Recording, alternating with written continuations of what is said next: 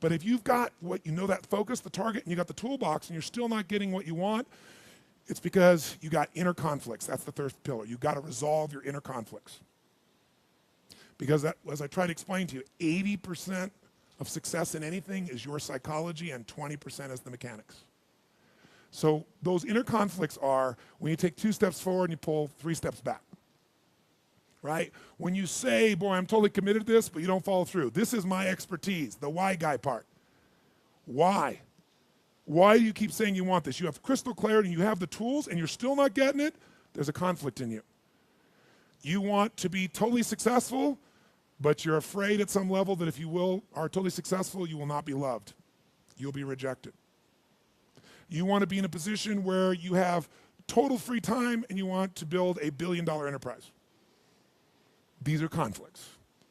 You really, truly know you got the tools and talents to make this happen, but a part of you doesn't think you deserve to succeed because it's something you did at some point in your life or something you made up. Or you think making money or being successful economically is not spiritual. And you're committed to being spiritual, and yet the other part of you, it's the inner conflicts between fighting parts. So what do we do in this third pillar? Think of it as a vault we got to unlock.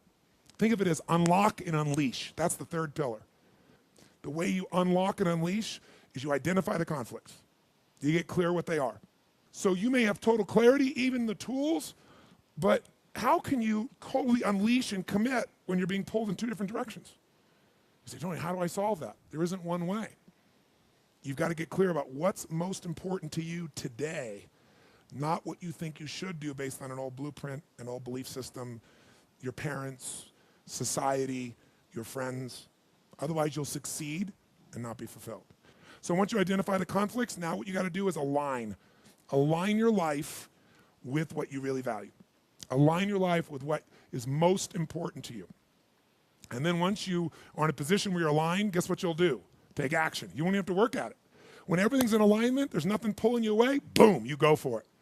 But when you say, I want a relationship, but at the same time, simultaneously, I want to be in a position where, I never have to, I only get what I want every moment, or I never have to commit to anything, then obviously you're never going to get there. That inner conflict must be resolved. Once you align and you take action, guess what's going to happen? You're going to achieve. And once you achieve, you succeed. When you succeed, I'll tell you what you got to add to it.